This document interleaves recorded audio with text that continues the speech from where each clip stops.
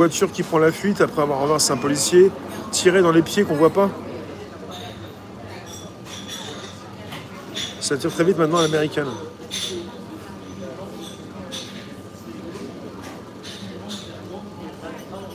Avant, ils étaient mieux formés et ils tiraient dans les pneus. Les policiers ne s'entraînent quasiment pas au tir. Merci Jade. Après, ça me fait penser à tous ceux qui disaient pendant les gilets jaunes, ils n'ont pas fait exprès et ils ont tiré dans l'œil. Alors que par rapport au flashball, c'est un tir à visée laser. Donc à un moment donné, tu peux rouler avec des pneus crevés? Oui, c'est vrai.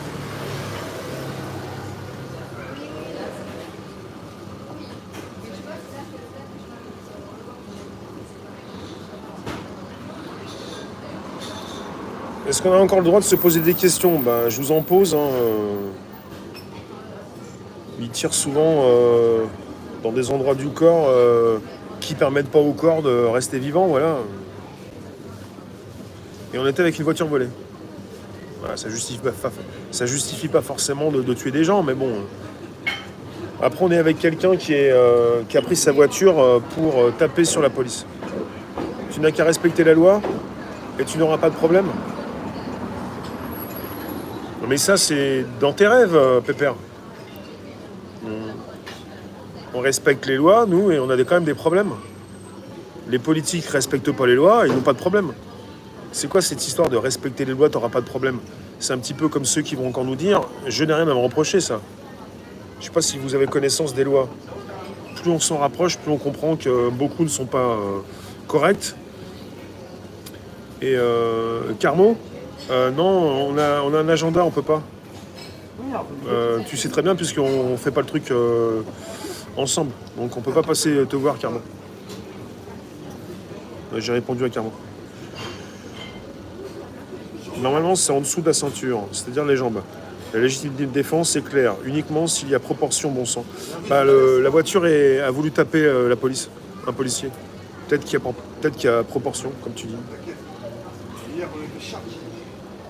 Moi, je fais pas le procès, je suis pas dans l'IGPN, je fais pas le procès du policier ou des policiers.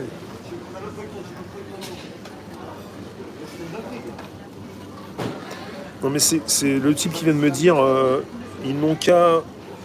Ah oui, c'est sûr que si c'est une voiture volée et si ces personnes n'ont pas de permis ou n'ont pas d'assurance, c'est sûr qu'elles savent très bien ce qui va leur arriver. Donc.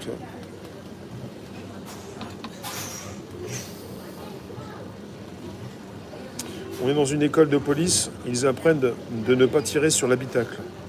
Ah bon? Les GJ, ils respectent pas les lois quand ils défilent? Bah, c'est pas un défilé, c'est une manif, c'est déclaré, donc. Ah non, si je vous dis plus tu respectes la loi, moins elle te respecte. C'est un monde à l'envers.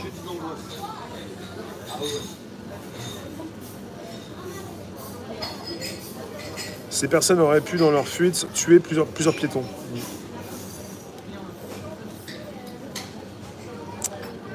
Ouais. Non, mais je voulais reprendre cette actu pour justement vous dire qu'au niveau des infos, propaganda, vous avez des médias qui savent très bien ce qu'ils nous mettent dans la tête. Ils ne prennent pas comme ça au hasard. C'est quand même l'AFP qui fournit une des plus grandes agences de presse au monde. Et là, on est parti avec donc les feux de forêt, on est parti sur les rodéos, maintenant sur le refus d'obtempérer. Et on apprend des chiffres, hein, peut-être directement du ministère de l'Intérieur qui a beaucoup plus de chiffres, mais qui ne veut pas forcément tous les donner. On apprend qu'on a un refus d'obtempérer toutes les 30 minutes. On n'est pas loin du chiffre, du nombre de contrôles, peut-être par jour, mais on ne l'a pas encore. Donc toutes les 30 minutes, on a quelqu'un qui refuse. Alors est-ce que les Français sont des fuyards? On ne va pas quand même les prendre pour des héros, hein, surtout s'ils sont irresponsables à rouler sans permis ou sans assurance ou avec une voiture volée ou avec je ne sais pas quoi.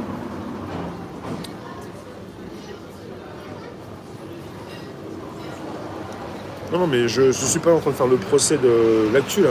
C'est pour vous dire que l'actu nous propose de nous mettre